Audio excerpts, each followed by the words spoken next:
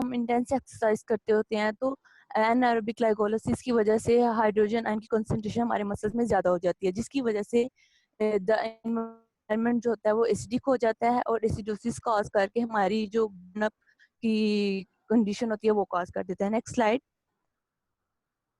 अब जैसे कि मैंने स्लाइड में बताया हुआ है कि what is lactate and what during high intensity exercise products of anaerobic glycolysis named weight and hydrogen accumulate rapidly, जैसे कि मैंने अभी बताया है। अब जो लैक्टेट होता है वो फॉर्म करता है जब one molecule of pyruvate attaches to hydrogen ions. Lactate is then quickly removed to protecting cell from becoming too acidic and so exercise can continue for a little longer. Lactate बनने की वजह से जो है इस हाइड्रोजन आयन की concentration कम हो जाती है और जो एक्सरसाइज होती है हमारी थोड़े से ज़्यादा अरसे के लिए की जा सकती है। However, as intense exercise continue, a point reaches where enough lactate can't be removed from our muscles to control the acidosis. और जब ये happen होता है तब ये होता है to sustain intensity of exercise and to either cease exercise or reduce the intensity. This is why even with the help of lactate we can work at a high intensity for a short period of time. वैसे तो intense exercise में जब हमारी acidosis cause हो जाती है तो तब तो एक्सरसाइज को रोकना पड़ता है क्योंकि हमारी बर्न जो ड्यूरेशन कॉज होती है, लेकिन लैक्टेट ही है जिसकी वजह से हम अपने इंटेंस एक्सरसाइज की ड्यूरेशन को थोड़ा सा और प्रोलॉन्ग कर सकते हैं। Lactate remove from the muscle is carried to surrounding oxygenated muscles and liver where it goes through various chemical reaction। इसके अलावा जो लैक्टेट का दूसरा काम होता है वो यही होता है कि ऑक्सीजनेटेड मसल्स के लिवर में जाकर दूसरी केमिकल रिएक्शन परफॉर्म करता है, then ultimately convert it back to pyruvate and or glucose for further glycolysis and energy production via the aerobic energy system। Next slide 6। आगे इसकी जो मेन बात टॉपिक की तरफ आगे है वो training the anaerobic glycolytic system. It aimed at increasing tolerance to lactate, removal of the lactate, and improving the rate at which glycolysis produce ATP। इन तमाम चीज़ों का मैं आपको डिस्क्रिप्शन दे चुकी हूँ कि ATP कैसे प्रोड्यूस होता है और लैक्टेट का क्या काम है और वो कैसे और कहाँ पे खत्म या बनता है। तो इसके जो एम है बेसिक तो कैसे टॉलरेट किया जाए, रिमूव किया जाए और किस रेट पे एटीपी प्रोड्यूस हो रहा है। This type of high intensity training that burns as the active muscles become increasingly acidic. The work to rest ratios used in this type of training vary depending on the intensity diagram. If you want the system to completely recover and clear the majority of accumulated lactate so you can feed it condition it, you would use a ratio of 1:6। 1:6 का इधर meaning है कितने भी मैंने जो ratio use किए हुए हैं वो इस प्रेजेंटेशन में उनका यही मतलब होगा 6 seconds of rest and every second of work। 1 मतलब के रेस्ट का जो है वर्क रेस्ट की स्टेज की और 6 जो है वर्क के। Ratio 1 and 1:3 can be used to create a greater lactate response if it carries some of the fatigue into the next set of repeats. This helps the condition the body to clear the get rid of lactate। With advanced exercises you might seriously hurt beginners with this। जो कि beginner होते हैं उनको burn की problem पहले ही face करनी पड़ती है। 2:1 can be used to lactate stack an individual। This ratio causes a progressive accumulation of lactate as very small rest internal is not enough time for lactate to be built for the muscles। Next slide। अब basic exercise perform कर सकती हैं किस ratio के साथ perform कर सकते हैं। तो जो भी ratios होती हैं this forces the person to continue to exercise with a lot of lactate present even। और theoretically जो increasing the ability होती है tolerance वो increase हो जाती है। Like if I wanted to grow the body capacity to तो मैं I should use a 1:6 repeated ये 1:6 की मैं वर्किंग जो है ना परफॉर्म करूंगी। If I wanted to teach the body to create lactate I should use a 1:3 ratio 1:3। so if I wanted to teach the body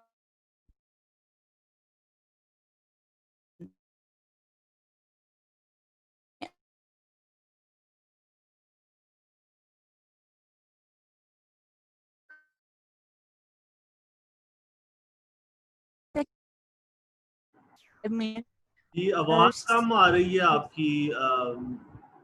सालिया किसी ऐसी जगह पर चले जाएं जो जरा खुली है तो आगे सिग्नल अच्छे आए। सर मैं तो मॉडर्न के पास खड़ी हूँ, अब आ रही है सर सही? हाँ आ रही है। Okay sir. अब जो सेकंड है वो gym circuit class with 45 seconds on each station and 50 seconds rest to move to the next station, ये परफॉर्म किया जा सकता है। और sprint repetition of 30 seconds sprints as fast as possible with 15 seconds recovery between each sprint, is that 1:2 बन रही है। ये तीनों चीजें इसी तरह से परफॉर्म की जा सकती हैं जिससे हमारी लैक्टेट टॉलरेंस बढ़ेगी, हमारी जो है लैक्टेट का रिमूवल होने में आसानी होगी और जो हमारे ग्लाइकोलाइसिस प्रोड्यूस एटीपी है उसकी कंसंट्रेशन इंक्रीज होगी।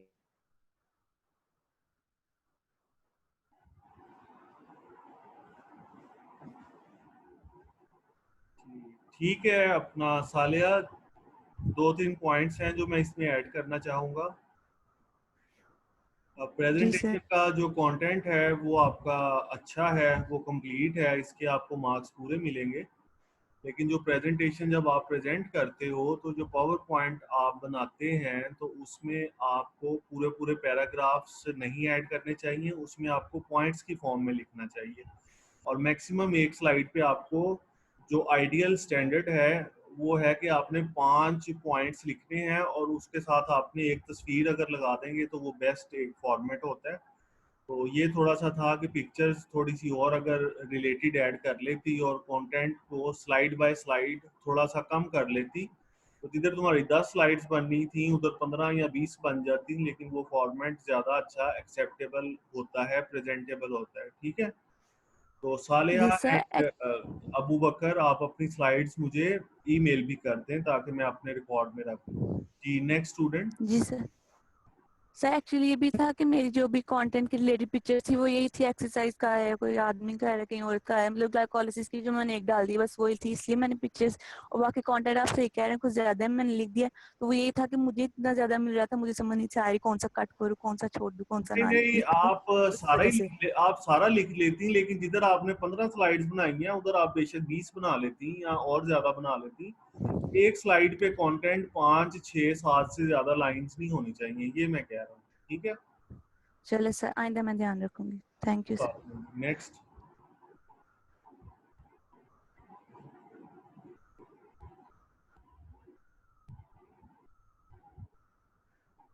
करते हो और आप जो मसल रोजाना यूज कर रहे होते हो, मतलब जो नॉर्मली यूज हो रहे होते हैं, उनको स्ट्रेंथ मिलती है। Next slide. Machines have received a bad reputation. Machines can be used to build muscles. There is a time and place for machine exercise. Machine की एक बुरी रेपुटेशन इस वजह से भी बन गई हुई है क्योंकि मशीन की एक्सरसाइज को यूज करने के लिए आपको प्रॉपर सीखना पड़ता है, और अगर आप सीखे बगैर उसे यूज कर रहे होते हो, प्रॉपर टाइम नहीं दे पा रहे होते हो या ठीक से नहीं यूज कर रहे होते हो, तो अमूमन लोगों को प्रॉब्लम फेस होती है, जिस वजह से लोग मशीन के ऊपर एक्सरसाइज को प्रेफर नहीं करते हैं। Machine are generally a better option for people new to exercise because they are design to work in a control range of motion. लेकिन जो लोग एक्सरसाइज की तरफ नए आ रहे हैं वो मशीन से ही स्टार्ट करें तो वो उनके लिए अच्छा तरीका है। Machine weights are generally safe when used with the proper technique. अगर हम प्रॉपर टेक्निक के साथ सीखकर मशीन को यूज करना शुरू करें, एक प्रॉपर टाइम देना शुरू करें, तो मशीन एक अच्छा तरीका है। Next. Okay, thank you, it was all from my side.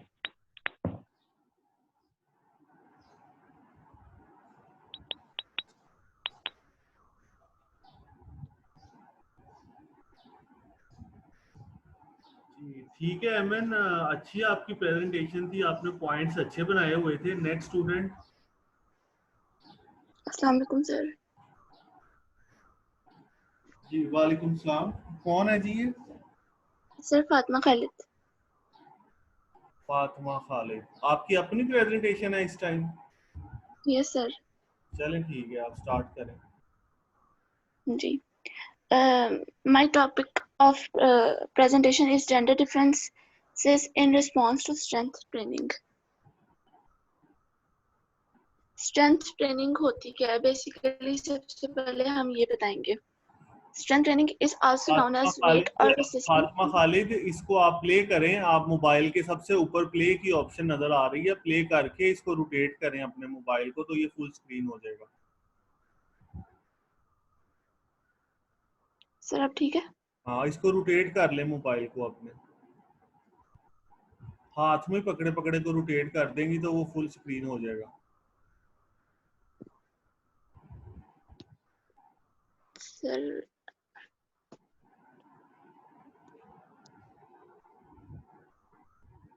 हाँ ठीक है। Strength training is also known as weight और रेसिस्टेंस ट्रेनिंग। इसको हम लोग रेसिस्टेंस ट्रेनिंग भी कहते हैं। It is a physical activity design to improve muscular fitness by exercising a specific muscle और muscle group against external resistance. Exercise है जो हमारे मसल फिटनेस को इम्प्रूव करती है किसी भी स्पेसिफिक एक्सरसाइज से, और हम लोग इस एक्सटर्नल फोर्स से, एक्सटर्नल रेसिस्टेंस से इसको हम लोग ठीक कर सकते हैं, इंक्लूडिंग फ्री वेट्स और वेट मशीन्स, जिसमें हम लोग बहुत ज्यादा वेट लिफ्टिंग करते हैं या हम लोग किसी भी मशीन से भी हेल्प ले सकते हैं। इसको हम लोग स्ट्रेंथ ट्रेनिंग कहते हैं।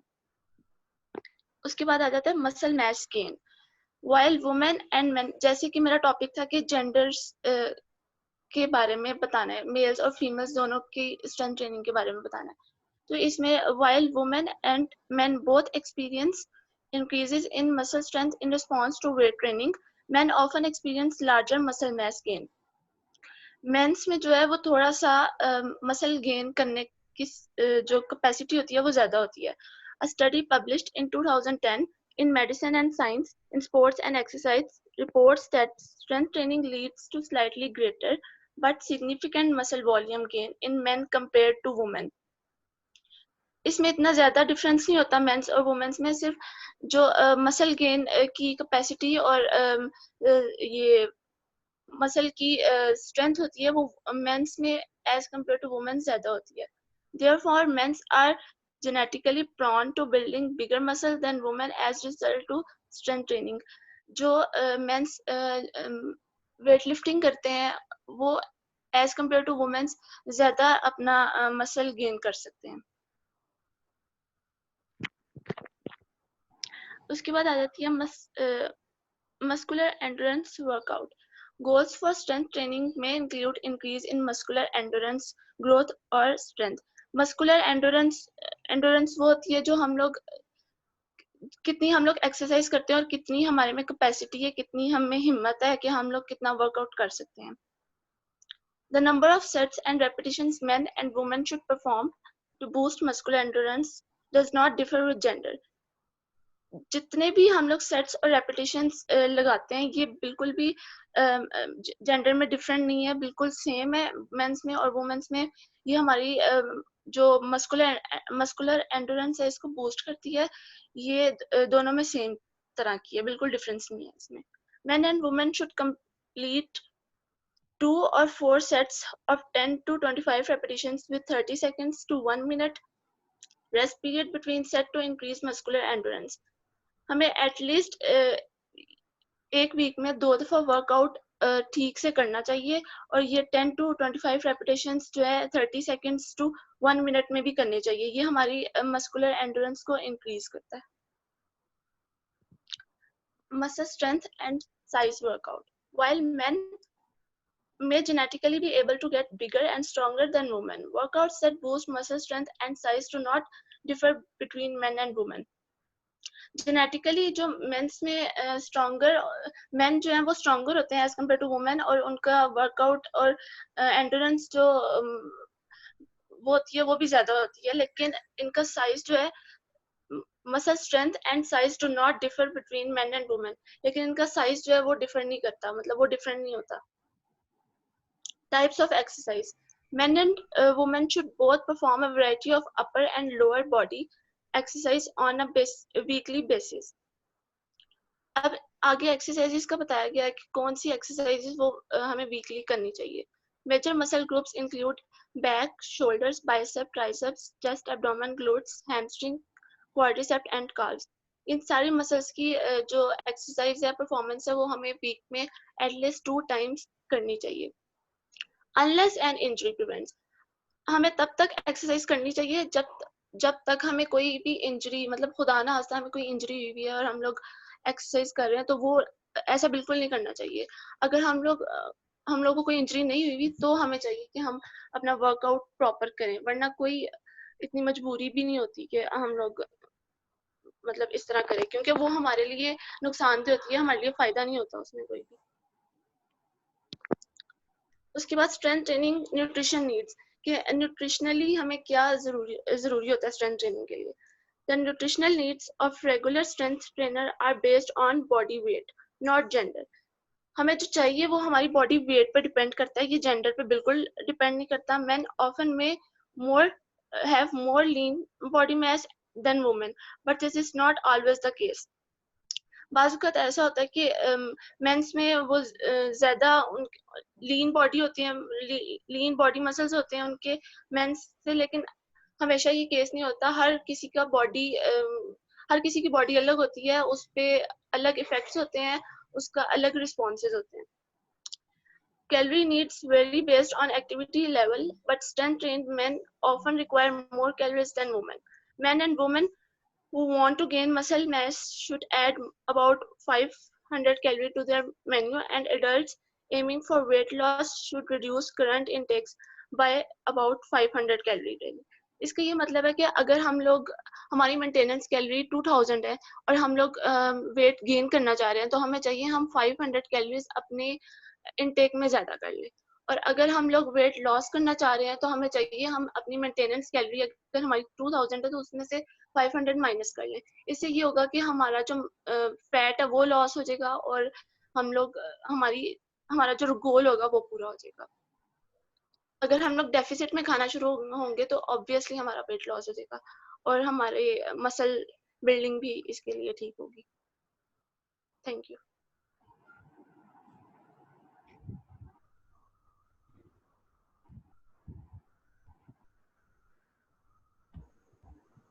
ठीक है फातिमा खालिद, बहुत अच्छी है आपकी प्रेजेंटेशन थी, आपने सारे पॉइंट्स प्रॉपर कवर किए हैं। Very good effort. तो नेक्स्ट प्रेजेंटर जो भी है वो स्टार्ट कर सकता है।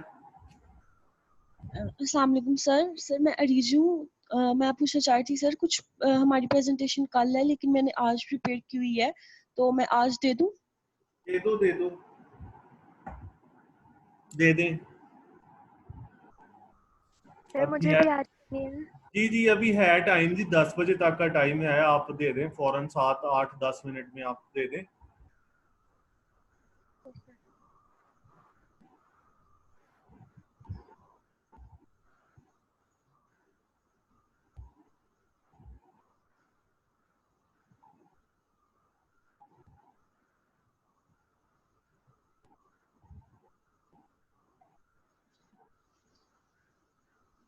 आवाज आ रही है? आ रही है। Assalamu alaikum. My name is Arij Jaz and today my topic of presentation is training to improve the flexibility. Basically हम लोग सबसे पहले इसमें इसकी डेफिनेशन देखेंगे, उसके बाद एडवांटेजेस देखेंगे, उसके बाद फ्लेक्सिबिलिटी को इम्प्रूव करने के लिए जितनी भी टाइप की स्ट्रेचिंग होती है हम उसकी टाइप्स देखेंगे। उसके बाद हम बेसिक 2 एग्जांपल्स देखेंगे ताकि हम लोगों को पता लग सके कि स्ट्रेचिंग परफॉर्म कैसे की जाती है। सबसे पहले हम डेफिनेशन देखते हैं कि what is flexibility. Flexibility is the capacity of a joint और a muscle to move through its full range of motion. Basically हर डिफरेंट जॉइंट्स की जो रेंज ऑफ मोशन है वो डिफरेंट हो सकती है। जैसे कि हमारे शोल्डर जॉइंट की रेंज ऑफ मोशन ज्यादा है, यानी कि ये ऑलमोस्ट सर्कमडक्शन परफॉर्म करता है जिसमें रेंज ऑफ मोशन सबसे ज्यादा होती है। उसके बाद अगर हम अपनी नी जॉइंट देखें तो ये सिर्फ फ्लेक्शन और एक्सटेंशन करवाता है, यानी कि इसकी जो मोशन है वो लिमिटेड होती है। बेसिकली जो रेंज ऑफ मोशन है किसी भी जॉइंट की उसको हम स्ट्रेचिंग के जरिए, योगा वगैरह के जरिए इम्प्रूव भी कर सकते हैं। और अगर हम लोग सीडेंटरी लाइफस्टाइल गुजार रहे हैं तो उससे वो रेंज ऑफ मोशन डिक्लाइन होती जाती है। और ये एज का फैक्टर भी इसमें आ जाता है कि एज के हिसाब से भी जो फ्लेक्सिबिलिटी है वो डिक्रीज होती है, लेकिन अगर प्रॉपर एक्सरसाइज वगैरह की जाए तो इतना कोई खास फर्क नहीं आता। उसके बाद हम देखना चाहते हैं कि फ्लेक्सिबिलिटी को हम इम्प्रूव कैसे कर सकते हैं। जो बेसिक मेथड फ्लेक्सिबिलिटी को इम्प्रूव करने के लिए है वो स्ट्रेचिंग है। स्ट्रेचिंग बेसिकली होता क्या है कि आप अपने बॉडी पार्ट को स्ट्रेट करना फॉर सम मैक्सिमम लेंथ, और इसकी जो ड्यूरेशन है वो हम 10 सेकंड शुरू में रखते हैं, लेकिन जैसे जैसे टाइम पीरियड गुजरता जाता है तो इसकी रेंज ज्यादा की जा सकती है। जैसे कि लिखा हुआ है स्ट्रेटन और extend one's part of body or a part of one's body to its full length, typically to straighten one's muscles or in order to reach something. ये जो ट्रेनिंग है, स्ट्रेचिंग की जो ट्रेनिंग दी जाती है वो बेसिकली इस तरह भी दी जाती है, जैसे कि अगर किसी का मसल वगैरह जो है वो टाइटन है तो उसको कहा जाता है कि आपने बैक से ये चीज पकड़नी है ताकि उस इंसान की स्ट्रेचिंग भी हो सके और इस तरह उस इंसान की ग्रिप वगैरह भी इंक्रीज हो सके। इसमें ये कोऑर्डिनेट का फैक्टर आ जाता है। एडवांटेजेस अगर हम देखें तो इसमें सबसे पहले यही है कि स्ट्रेचिंग से हमारी फ्लेक्सिबिलिटी इंप्रूव होती है, और फ्लेक्सिबिलिटी जब इंप्रूव होती है तो जो भी एक्सरसाइज की जाती है उनमें जो इंजरीज के चांसेस होते हैं वो बेसिकली स्ट्रेन जो स्प्रेन वगैरह है वो इसी तरह होते हैं कि जो मसल टेंडन्स हैं वो टीयर कर जाते हैं, या मसल जो बेलीज हैं वो टीयर कर जाती हैं। इंक्रीज होती है तो इस सब के जो चांस है वो कम हो जाते हैं। इसके अलावा फ्लेक्सिबिलिटी में जैसे कि स्विमिंग एक स्पोर्ट है या जिम्नास्टिक्स वगैरह के जो लोग होते हैं वो डिफरेंट स्पोर्ट्स में परफॉर्म करते हैं, उसके लिए भी फ्लेक्सिबिलिटी इंक्रीज होनी चाहिए। इसके अलावा मूवमेंट में एफिशिएंसी आती है स्ट्रेचनिंग के जरिए, और फ्लेक्सिबिलिटी भी इंक्रीज होती है। अगर हम देखें कि टाइप्स कौन कौन सी है स्ट्रेचिंग की, तो बेसिकली तो 7 टाइप्स हैं, या आप कह सकते हैं कि बेसिकली 5 टाइप्स हैं इसकी, क्योंकि जो स्टैटिक स्ट्रेचिंग है उसमें ही आगे एक्टिव और पैसिव आ जाता है, लेकिन बेसिकली इसकी 5 टाइप्स हैं। बेसिक जो टाइप्स इसमें है वो स्टैटिक और डायनामिक है। सबसे पहले हम देखेंगे स्टैटिक स्ट्रेचिंग क्या होती है। स्टैटिक स्ट्रेचिंग बेसिकली जो भी हम मसल या जिस भी हम जॉइंट की स्ट्रेचिंग करवाना चाह रहे हैं या उसकी रेंज ऑफ मोशन को इंक्रीज करना चाह रहे हैं, उसको हम फुल लेंथ पे जहां आपको फील हो कि आपको पेन नहीं हो रही वहां तक आप इसको फुली स्ट्रेच करेंगे। उसके बाद उसको कुछ सेकंड्स के लिए, फॉर 10 सेकंड्स के लिए ऑलमोस्ट आप उसको होल्ड करेंगे उसी पोजीशन में, और उसके बाद आप इजीली उस मसल्स को वन टाइम के लिए दोबारा से उसको आप बैक अपने ले जाएंगे, दोबारा से ये स्ट्रेचिंग करेंगे। ऑलमोस्ट आप इसकी शुरू में जो स्ट्रेचिंग है उसकी नंबर ऑफ टाइम्स आप कम रख सकते हैं, लेकिन वक्त के साथ साथ आप उसको इंक्रीज कर सकते हैं।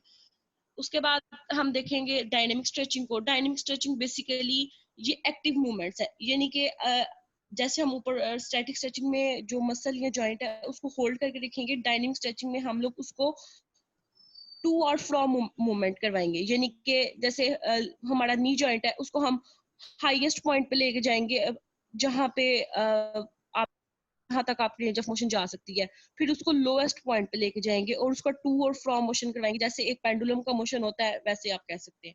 बेसिकली ये है dynamic stretching. Dynamic stretching are active movements where joints and muscle grow full range of motion. Dynamic stretching जो सा है वो बेसिकली डिफरेंट स्पोर्ट एक्टिविटीज जैसे फुटबॉल है, क्रिकेट वगैरह है, या ऐसे जिनमें हमारा जो लेग का वर्क है वो ज्यादा होता है, dynamic stretching basically lower portion की भी ज्यादा करवाई जाती है। आगे हम इसकी पिक्चर से देखेंगे कि ये कैसे है। जैसे यहाँ डायनेमिक का दिखाया जा रहा है कि यहाँ पे इसने करवाई है हिप की मूवमेंट। हिप में वो मैक्सिमम अपवर्ड लेके जाएगा डायनेमिक में और मैक्सिमम डाउनवर्ड, जबकि स्टैटिक में आप देखें तो उसने उसको होल्ड किया हुआ है अपने हैंड के साथ और वो उसको 30 सेकंड के लिए रखेगा। डायनेमिक स्ट्रेचिंग बेसिकली फ्लेक्सिबिलिटी को इम्प्रूव करने के लिए और पावर आउटपुट को इंक्रीज करने के लिए और न्यूरोमस्कुलर जो एक्टिवेशन है उसको इंक्रीज करने के लिए की जाती है। और जो डायनेमिक स्ट्रेचिंग है वो ट्रेनिंग के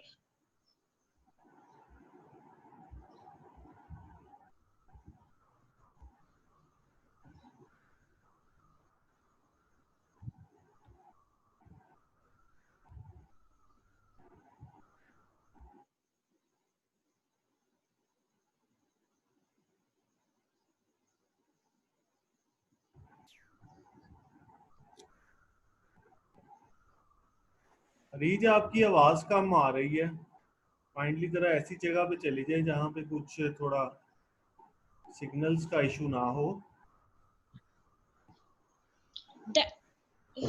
हेलो, यस सर मैं जाती हूँ। उसके बाद डायनेमिक स्ट्रेचिंग जो सी है बेसिकली परफॉर्मेंस को इंक्रीज करने के लिए ही की जाती है और इसमें ये ट्रेनिंग से पहले की जाती है। जो स्टैटिक स्ट्रेचिंग है बेसिकली वो रेंज ऑफ मोशन को इंक्रीज करती है और उसके बाद ये है कि अगर आप एक्सरसाइज करके आए हैं और आपके मसल में लैक्टेट वगैरह जो है वो कम्युलेट कर जाता है और उसके ये जो सा है अकोमोडेट कर जाता है, तो आपने जो मसल है उसको रिलैक्स करने के लिए भी स्टैटिक स्ट्रेचिंग करनी है, यानी कि ये ट्रेनिंग जो भी आप कर रहे हैं उसके बाद स्टैटिक स्ट्रेचिंग की जाती है। अब हम देखते हैं कि स्टैटिक स्ट्रेचिंग को हम लोग प्रेफर करते हैं डायनामिक स्ट्रेचिंग पे। इसकी कुछ रीजंस है। उन रीजंस में सबसे पहली रीजन ये है कि इसमें चांस जो होता है इंजरी का वो कम होता है। यानी कि अगर आप किसी चीज को होल्ड करके रखते हैं थोड़ी देर के लिए तो जाहिर सी बात है उसमें इंजरी का चांस कम होगा, लेकिन अगर आप उसकी मूवमेंट करवाते हैं तो उसमें चांस ज्यादा होगा। इसके बाद है कि लेस मसल स्पिंडल एक्टिविटी। जो हमारे मसल ग्रुप्स हैं उसमें मसल स्पिंडल्स होते हैं, यानी कि जो कॉम्पैक्ट मसल फाइबर्स होते हैं उनको हम मसल स्पिंडल्स कहते हैं। उनकी जो एक्टिविटी है वो स्टैटिक स्ट्रेचिंग में कम होती है। सो इसकी वजह से भी स्टैटिक स्ट्रेचिंग को प्रेफर किया जाता है। उसके बाद कुछ ऐसी इंजरीज होती हैं जो एक्सरसाइज की वजह से होती हैं, यानी कि एक्सरसाइज परफॉर्म करते हुए कोई इंजरी वगैरह हो जाए तो उसकी वजह से हम लोग जो है स्ट्रेचिंग नहीं कर पाते। लेकिन जो भी इंजरीज अगर एक्सरसाइज की वजह से इंजरीज आ रही हैं उसके बावजूद आप स्टैटिक स्ट्रेचिंग परफॉर्म कर सकते हैं, इसलिए इसको प्रेफर किया जाता है। उसके बाद effective way to reduce stiffness in tight muscles. जैसे कि मैं आपको पहले बताया कि ये स्टैटिक स्ट्रेचिंग जो है वो ट्रेनिंग के बाद में ही की जाती है, मसल्स को रिलैक्स वगैरह करने के लिए, जो भी स्टिफनेस वगैरह है उसको कम करने के लिए।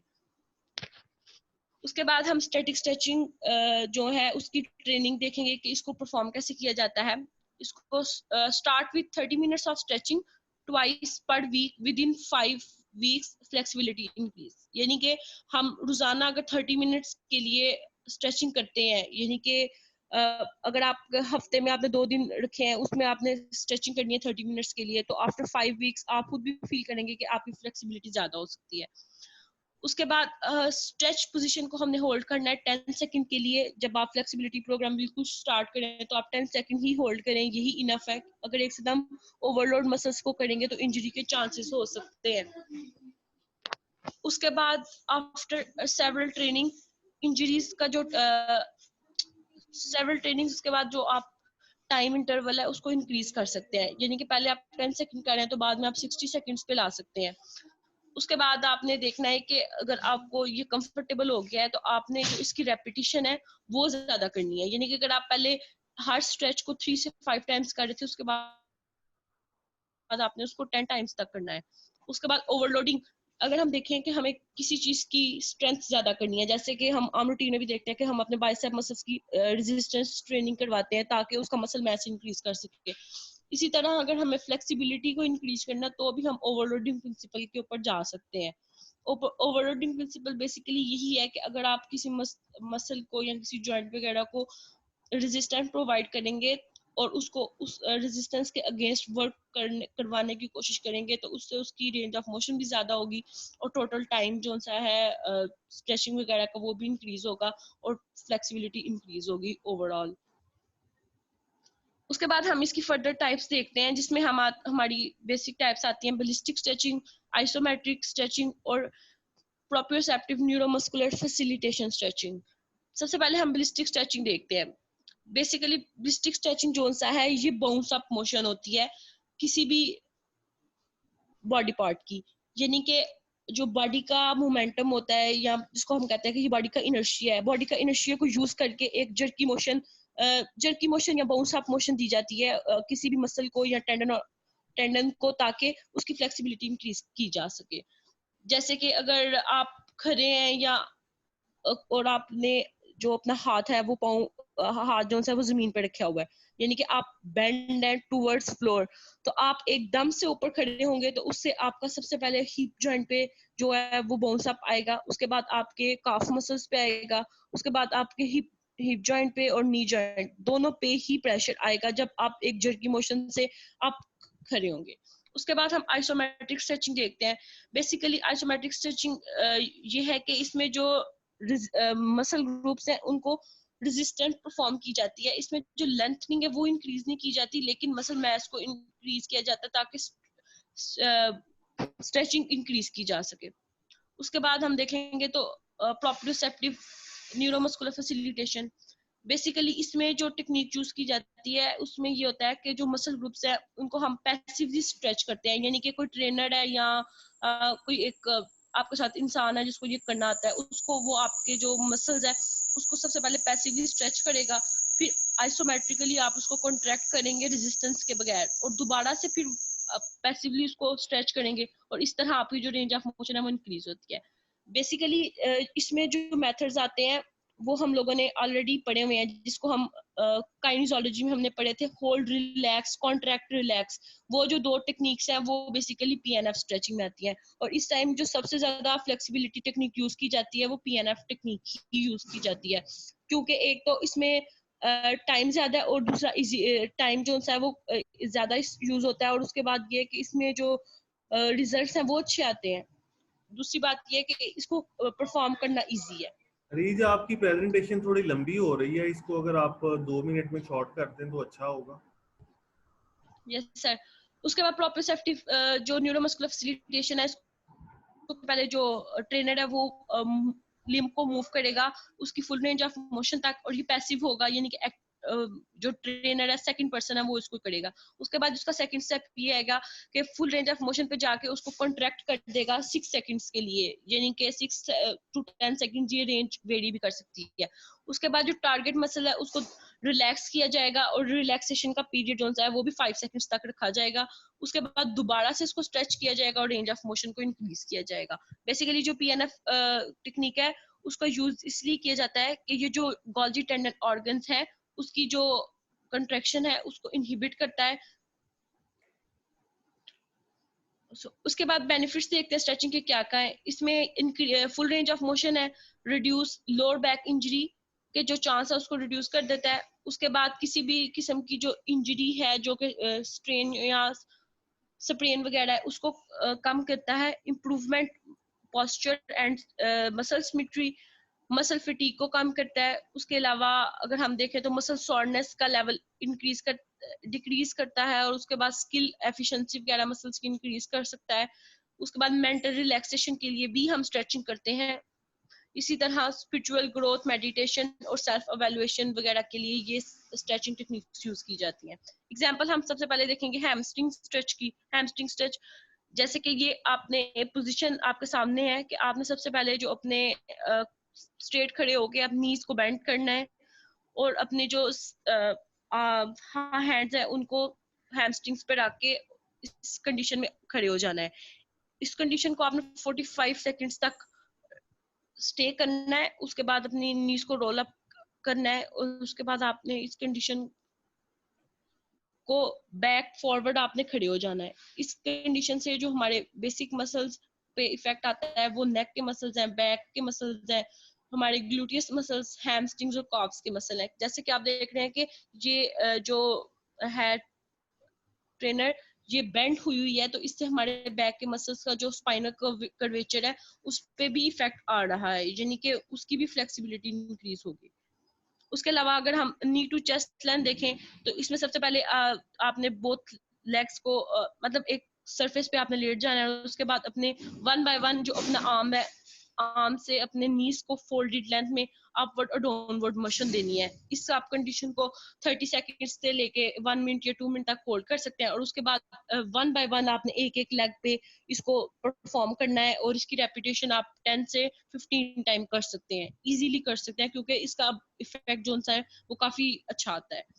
उसके बाद इसमें जो बेसिकली मसल्स की स्ट्रेचिंग होगी वो लोअर बैक के मसल्स हैं, हिप के मसल्स हैं और हैमस्ट्रिंग्स हैं।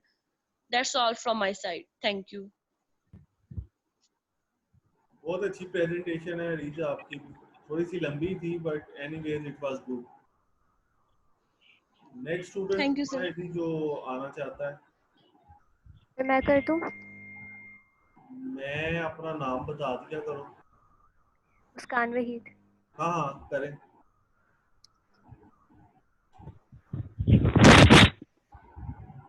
खुली जगह पे बैठिएगा, ठीक है?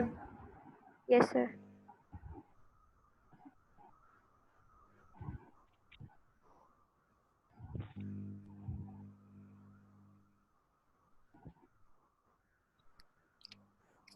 सर स्क्रीन शो हो रही है आपको? हो रही है, हो रही है। Assalamu alaikum. My name is Muskan Waheed and I'm going to present on long, slow distance exercise training.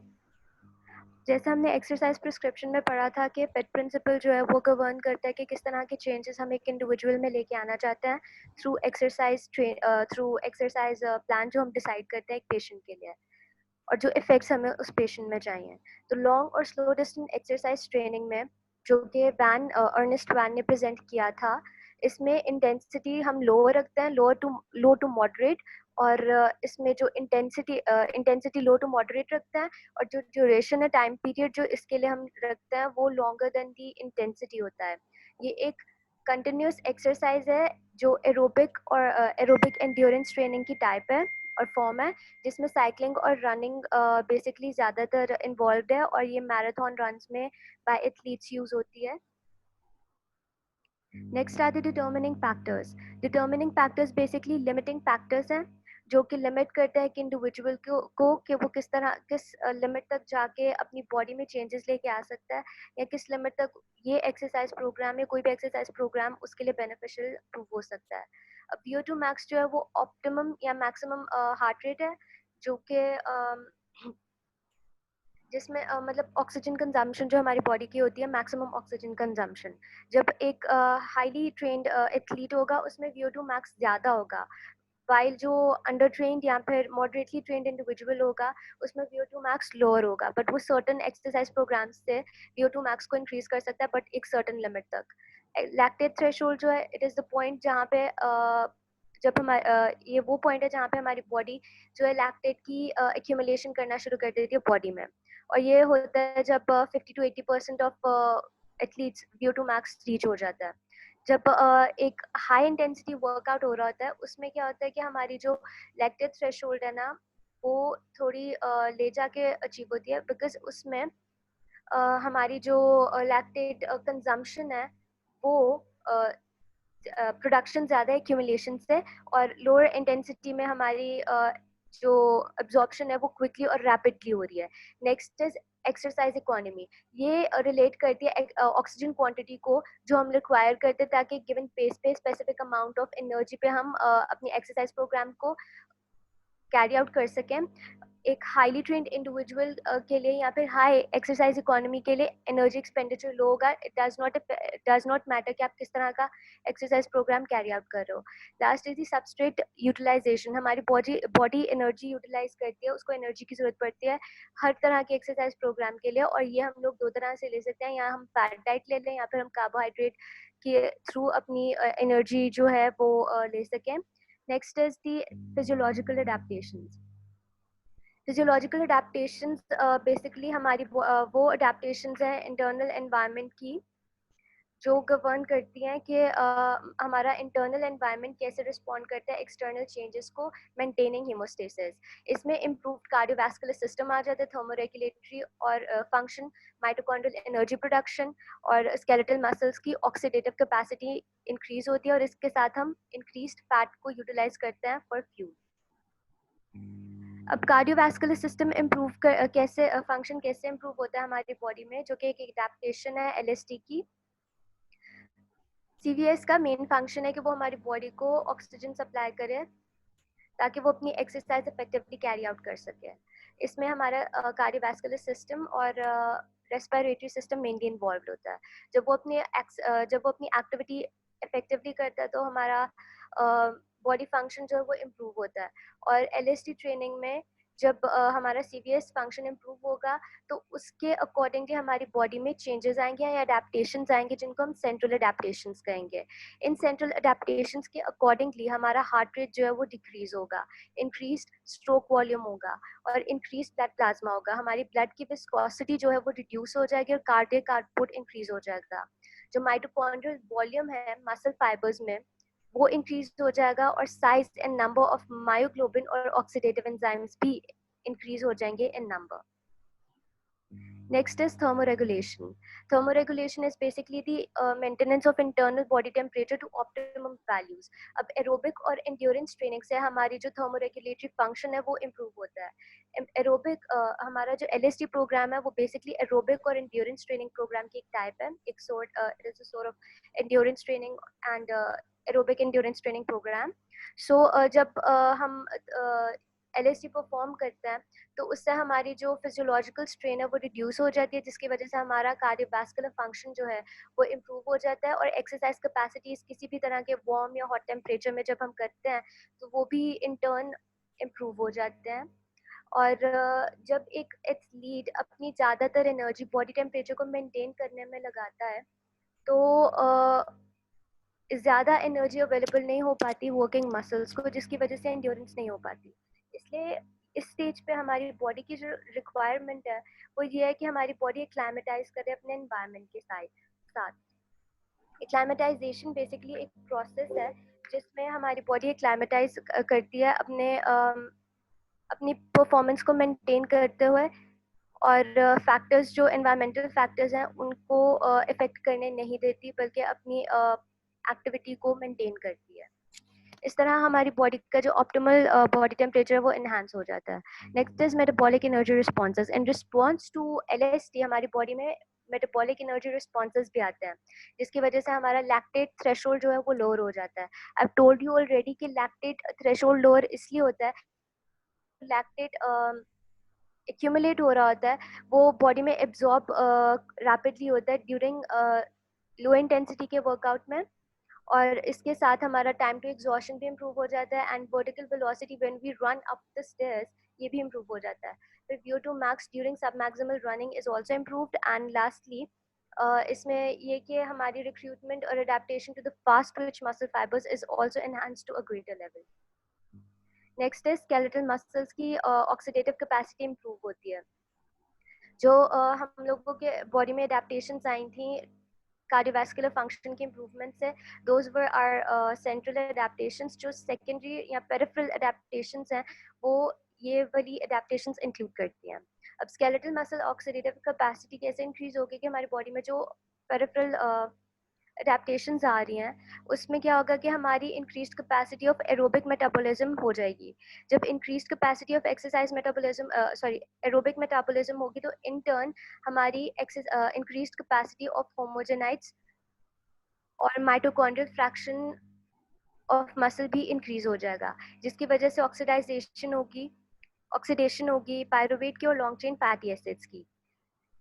This increase leads to the ability कि हम रेस्पिरेशन के थ्रू एनर्जी गेन कर सकें, और इस वजह से हमारा नंबर ऑफ माइटोकॉन्ड्रियल एंजाइम जो है वो भी इंक्रीज हो जाएगा. जब माइटोकॉन्ड्रियल एंजाइम इंक्रीज हो जाएगा तो इसकी वजह से हमारा एंजाइम प्रोटीन इंक्रीज हो जाएगा. स्टडीज रिवील करती हैं कि जब increase in size and number of mitochondrial enzymes होते हैं तो इसकी वजह से this is responsible basically for the increase in mitochondrial protein. और इन अडेप्टेशंस की वजह से, इन पेरिफेरल अडेप्टेशंस की वजह से हमारा जो स्केलेटल मसल्स है they tend to become more like heart muscles, और इस तरह हमारी स्केलेटल मसल्स की जो ऑक्सीडेटिव कैपेसिटी है वो इंक्रीज होती है. लास्टली जो अडेप्टेशन है वो है यूटिलाइज फैट फॉर फ्यूल. हमारी बॉडी दो तरह से फैट एनर्जी या फैट यूटिलाइज करती है, एक कार्बोहाइड्रेट्स के थ्रू, एक फैट के थ्रू. कार्बोहाइड्रेट जो हमारी बॉडी में स्टोर होता है वो ब्लड ग्लूकोज और मसल ग्लाइकोजन की फॉर्म में स्टोर होता है हमारी बॉडी में, और फैट्स जो है वो फ्री फैटी एसिड्स या मसल ट्राइग्लिसराइड की फॉर्म में.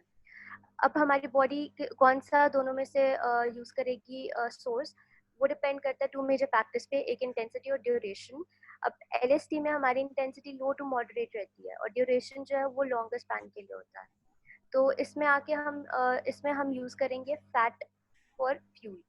फिटनेस लेवल और nutritional status no doubt matter करता है, बट वो माइनर फैक्टर्स हैं. फैट जो वो मेन सोर्स प्रोवाइड करेगा लॉन्ग स्लो डिस्टेंस एक्सरसाइज में, और जब एक प्रोलॉन्ग्ड एक्सरसाइज हो रही होती है तो जो हमारे ग्लाइकोजन रिजर्व्स हैं वो डिप्लीट हो जाते हैं, और fat in the form of free fatty acids जो है वो हमें प्रोवाइड करते हैं up to 80% of total energy requirement. Next is the benefits जो हमें LSD से मिलते हैं. जो बेनिफिट्स LSD से हमें मिलते हैं, वो जैसे मेरी प्रेजेंटेशन प्रोग्रेस हुई थी, I have already mention them, जिसमें फर्स्टली आता है कि हमारे VO2 max जो है वो इंक्रीज होता है।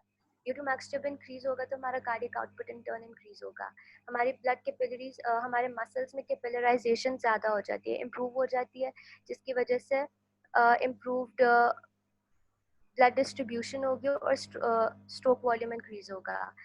फिर हमारे माइटोकॉन्ड्रियल ऑक्सीडेटिव कैपेसिटी में जो इंक्रीमेंट्स आती हैं उसकी वजह से हमारा CVS इम्प्रूव होगा।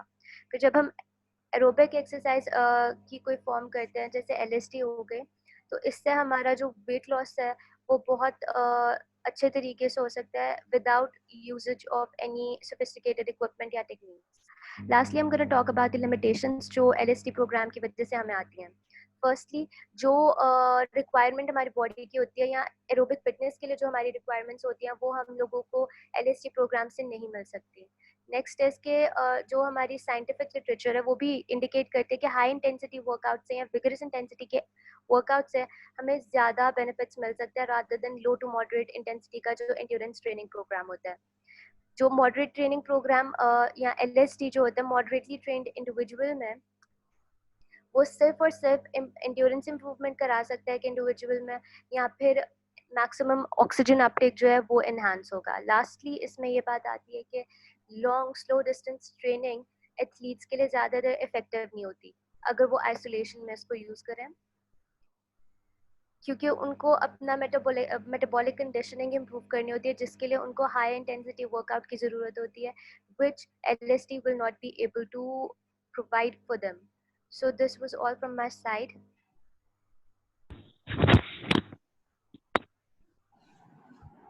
Thank you. Very good presentation Muskan.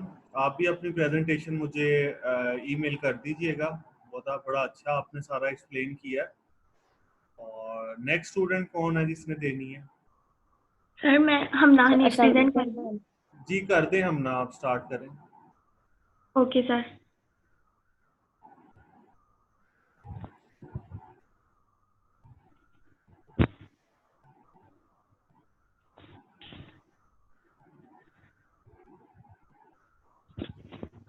Assalamu alaikum.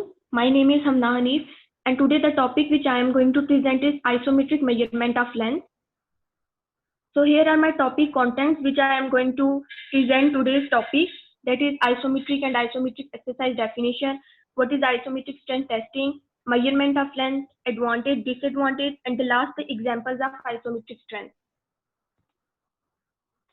So first of all सबसे पहले हम ये देखेंगे कि isometric का मतलब क्या है और एक्सरसाइज फिजियोलॉजी में आइसोमेट्रिक एक्सरसाइज होती क्या है। आइसोमेट्रिक का मतलब है सेम लेंथ, मतलब ना तो आप जब अपने जॉइंट को बेंड करते हैं ना आपके मसल्स लॉन्गर हो रहे हैं और ना ही आपके मसल शॉर्टर हो रहे हैं, एग्जैक्टली सेम लेंथ है। उसके बाद आइसोमेट्रिक एक्सरसाइज की अगर हम बात करें तो isometric exercise basically exercise physiology में कौन सी एक्सरसाइज है, ऐसी एक्सरसाइज जो जिसमें हमारा पर्टिकुलर मसल कोई इन्वॉल्व होता है या ग्रुप ऑफ मसल्स इन्वॉल्व करते हैं। अगर इसकी हम एग्जांपल की बात करें तो वॉल सीट एक ऐसी एक्सरसाइज है जो हमारी थाई को इम्प्रूव करती है। इसमें जो mainly particular group of muscle involve होता है वो क्वाड्रिसेप्स, हैमस्ट्रिंग और ग्लूटियस है। नीचे आप डायग्राम में भी देख सकते हैं, ये एक वॉल सीट एक ऐसी एक्सरसाइज है जो हमारी थाई में अगर कोई वीकनेस हो जाए तो उसकी स्ट्रेंथ को इम्प्रूव करती है। उसके बाद सम आइसोमेट्रिक्स बिल्ड मसल थ्रू टेंशन, कुछ आइसोमेट्रिक्स होते हैं जो अपने मसल्स को बिल्ड करते हैं टेंशन के जरिए, और ये एक्सरसाइज तब हमारे लिए हेल्पफुल है। फॉर एग्जांपल हमें कोई पेन हुई है जॉइंट में या हमें आर्थराइटिस हुआ है, उसकी रिकवरी के लिए अगर कोई जॉइंट या मसल में कोई वीकनेस आई है तो उसकी स्ट्रेंथ प्रोवाइड करने के लिए हम ये एक्सरसाइज परफॉर्म करेंगे। और ये बेसिकली किसी एक पोजीशन में परफॉर्म होती हैं और फॉर एटलीस्ट 6 सेकेंड के लिए होते हैं।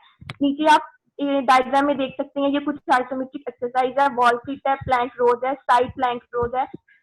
उसके बाद है isometric exercise can do at home, मतलब आइसोमेट्रिक एक्सरसाइज इस तरह की एक्सरसाइज है कि आप इवन अपने घर में भी कर सकते हैं। जो आपको सिर्फ चाहिए है एक इक्विपमेंट, वो आपका एक अपना बॉडी वेट है और या कोई स्टेबल वॉल है जिसपे आप इजीली एक्सरसाइज परफॉर्म कर सकते हैं। इसकी एक एग्जांपल है प्लैंक होल्ड, जो एक आइसोमेट्रिक एक्सरसाइज है। मेनली इसमें आपके शोल्डर और क्वाड्रिसेप्स के muscles of your leg involve होते हैं। It should not be perform by people with shoulder और नेक इंजरी। वो लोग जिनको शोल्डर या नेक की इंजरी हुई है वो लोग एक्सरसाइज नहीं परफॉर्म कर सकते क्योंकि उनका शोल्डर ऑलरेडी एक वीक में होगा, तो उसके लिए ये एक्सरसाइज नहीं हो सकती। उसके बाद हम बात करेंगे what is isometric strength testing. Isometric strength testing क्या है? आइसोमेट्रिक स्ट्रेंथ टेस्टिंग एक ऐसी है कि हम फोर्स अप्लाई करते हैं किसी स्टैटिक ऑब्जेक्ट को और there is no movement at the joint, joint पे कोई भी मूवमेंट इन्वॉल्व नहीं होती। इसके लिए हम कोई स्पेसिफिक अपरेटस इन्वॉल्व करेंगे जिसके लिए हमें आइसोमेट्रिक स्ट्रेंथ टेस्टिंग का पता चलेगा और ये हेल्पफुल है हमें स्ट्रेंथ को मेंटेन करने के लिए। Isometric measurement of length. Measurement of isometric strength requires the device that permit testing of sport muscle specific muscle group. हमें ऐसी डिवाइस की जरूरत है जो हमारी आइसोमेट्रिक स्ट्रेंथ को मेजर कर सके। ये डिवाइसेस बहुत से इसके न्यूमरस सोर्सेज हैं, जो ज्यादातर डिवाइसेस हैं वो कंप्यूटराइज्ड इंस्ट्रूमेंट होती हैं। अब आइसोमेट्रिक की जो स्ट्रेंथ होती है, आइसोमेट्रिक की जो मूवमेंट है, हम डिफरेंट सेवरल जॉइंट एंगल पे लेते हैं। हम जो भी जॉइंट एंगल पे टेस्ट कर रहे होते हैं वहां पे हमने एक या दो से ज्यादा कॉन्ट्रेक्शन करवानी होती है। वो 6 सेकंड की कॉन्ट्रेक्शन होती है। उनमें से जो हमारी बेस्ट ट्रायल होगी कॉन्ट्रेक्शन की, उसको हम आइसोमेट्रिक स्ट्रेंथ कह देंगे। अब हम बात करते हैं कि एडवांटेज और इसका डिसएडवांटेज क्या है। अगर हम आइसोमेट्रिक टेस्टिंग की एडवांटेज की बात करें तो बेसिकली आइसोमेट्रिक का एडवांटेज ये है कि ये एक कंप्यूटराइज्ड इक्विपमेंट है। आपको आपकी सारी वैल्यू प्रॉपरली आपके कंप्यूटर पे न्यूमेरिकली मिल जाएंगी। और दूसरा उसके बाद कि ये फिजिकल थेरेपी में भी इन्वॉल्व होती हैं। कोई आपका लिम्फ इंज्यूर हो गया, उसके ट्रेनिंग प्रोग्रेस के लिए भी यूज हो जाएगी।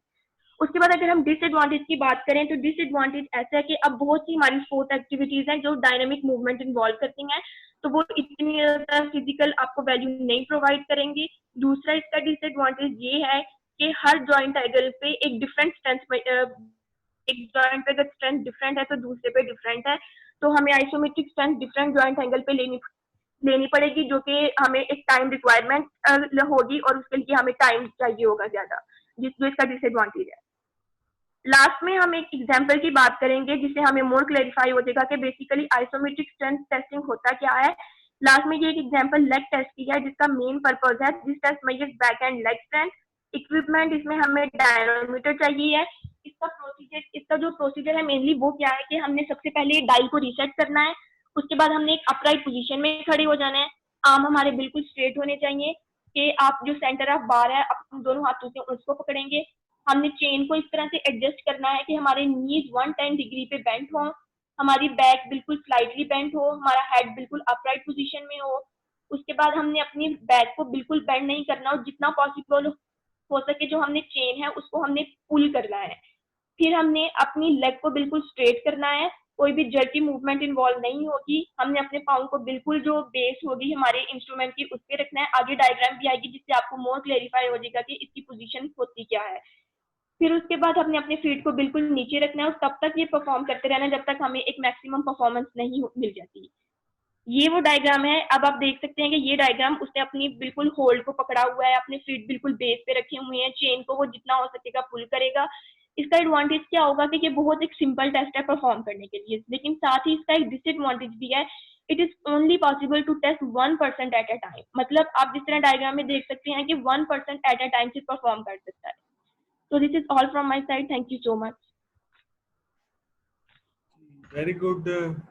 हम ना आपने भी थोड़ी स्लाइड में जो पर स्लाइड कंटेंट है वो बाद स्लाइड्स में ज़्यादा डाला हुआ है, तो इसको आप ज़रा चेक किया करें नेक्स्ट टाइम से। जी नेक्स्ट स्टूडेंट कौन है जी?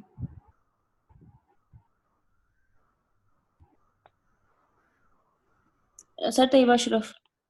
स्टार्ट करें तैयबा। 10 मिनट्स में के अंदर अंदर कवर करें।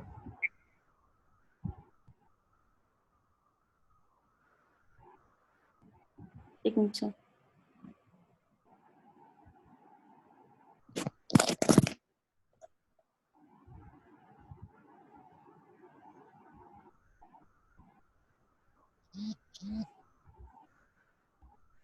सर स्क्रीन शो हो रही है? नहीं, स्क्रीन नहीं शो हो रही। एक मिनट।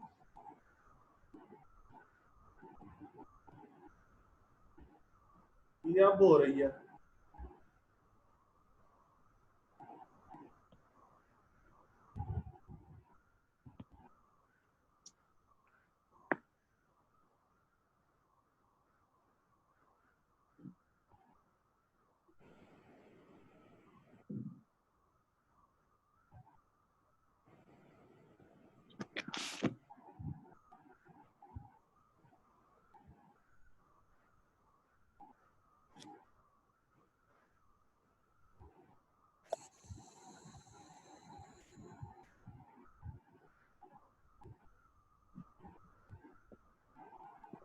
Assalamualaikum, मैं तैयबा.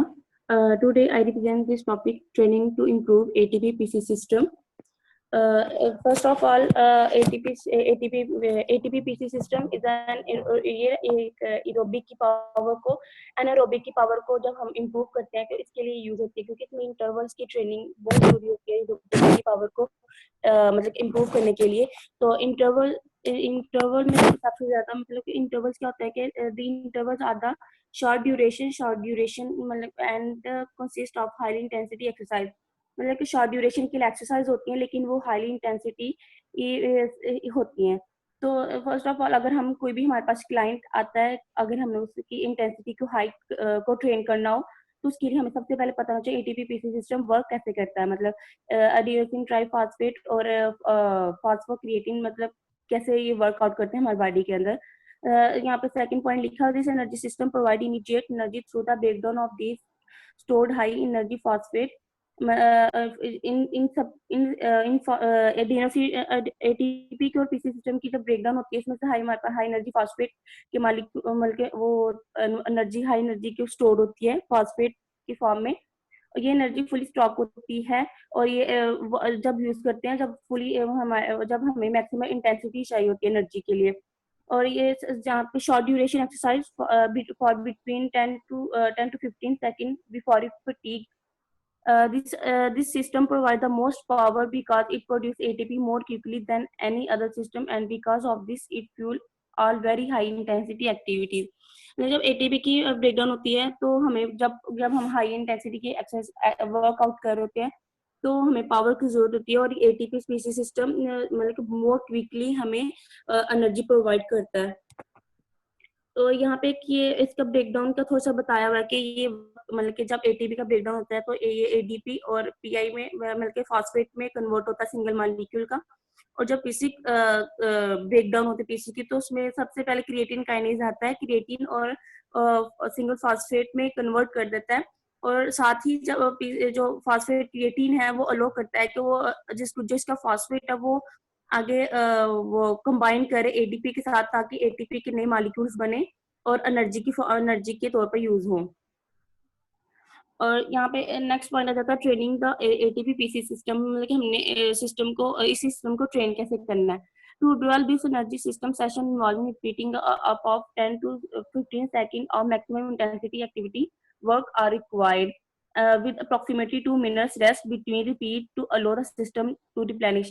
मतलब जब हम कोई भी एक्सरसाइज कर रहे होते हैं मतलब इसमें मतलब जिसमें हमारे मोस्ट पावर लग रही हो, मतलब बेशक हम 10 और 15 सेकंड के लिए एक्सरसाइज करें एक्सरसाइज करने के लिए, लेकिन उसके लिए जब हम उसको रिप्लेनिश मतलब जब उसको पूरा मतलब इस एक्टिविटी को पूरा करने के लिए हमें दोबारा से हमें जब रिपीट करेंगे तो हमें तकरीबन 2 मिनट्स का रेस्ट जरूरी चाहिए होता है ताकि मसल फटीग में ना चले जाएं. और there is more scientific formula for rest period called the work to rest. मतलब ये फार्मूला है वर्क टू रेस्ट रेशो. मतलब कि वर्क के साथ साथ रेस्ट का भी रेस्ट के लिए भी टाइम चाहिए. इसमें से एटीपी सिस्टम जब वर्क करता है तो यहाँ पे लिखा हुआ है for the ATP system the rest ratio is 1:10/12. This means that for every second of the work you need to allow 10 to 12 second for recovery. मतलब जब हम हाई इंटेंसिटी का वर्कआउट कर रहे हैं तो मतलब उसका एक सेकंड मतलब हमारी एनर्जी यूज हो रही है काफी ज्यादा, तो उसमें उसकी रिकवरी के लिए हमें 10 to 12 सेकंड की वो मतलब कि ब्रेक चाहिए ताकि वो रिकवर कर ले, एनर्जी को दोबारा गेन कर ले. इसमें से एग्जांपल्स आ जाती हैं, स्प्रिंट्स की एग्जांपल है और ये पंचिंग बॉक्स की है और ये फुटबॉल की प्लेयर की है. स्प्रिंट्स में आ जाता है sprinting as fast as you can for 50 to 100 meters with 2 to 3 minute recovery intervals before repeating.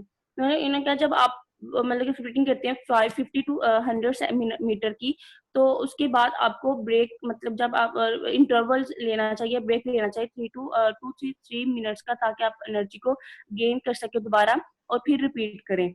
Punching boxing का भी यही है कि 2 to 3 पंचेस के बाद मतलब आप फुल फोर्स से पंचेस बॉक्स पे वो पंचिंग कर रहे हैं तो उसके लिए आपको ब्रेक भी चाहिए मतलब 2 to 3 सेकंड रिकवरी के लिए.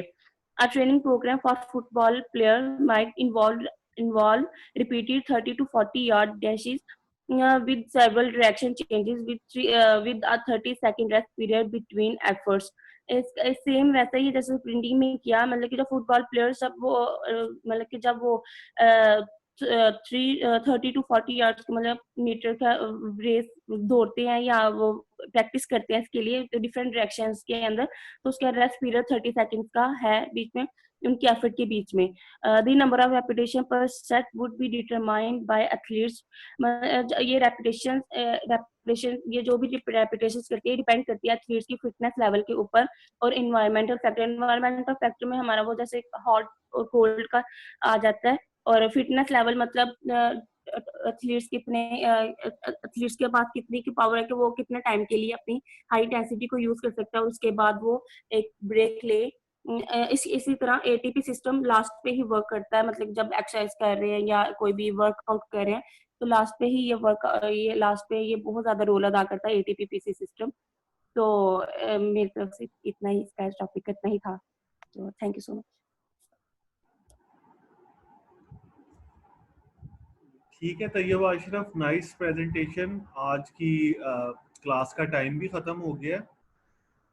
जो स्टूडेंट्स रह गए हैं आज प्रेजेंटेशन देने में, वो अपनी प्रेजेंटेशन कल दे सकते हैं. तो कल का जो क्लास का टाइम है वो मैं आपको रात को बता दूंगा अपने टाइम टेबल के अकॉर्डिंगली.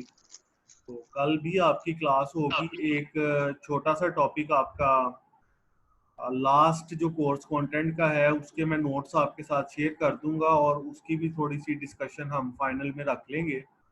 वैसे तो वो टॉपिक प्रेजेंटेशन में कवर हो रहा है, ठीक है, तो वो मैं आपको नोट्स उसके प्रोवाइड कर दूंगा.